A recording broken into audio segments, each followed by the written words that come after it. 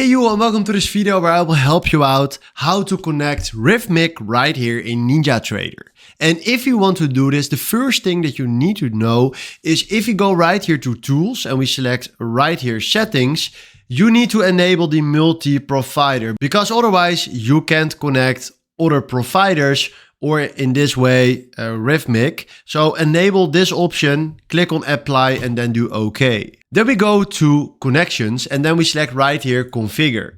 Then right here we can scroll down where we can see right here the option Rithmic for NinjaTrader brokerage.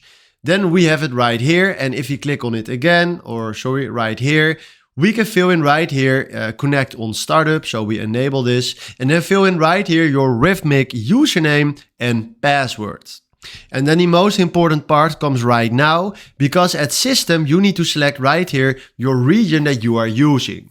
So I'm here from Europe, so I need to select right here Rithmic Europe, but choose right here from where you are and what you're using. And then after that, click on apply, do OK, and then you connected right here Rithmic to NinjaTrader.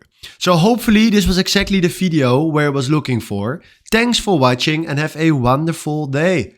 Ciao.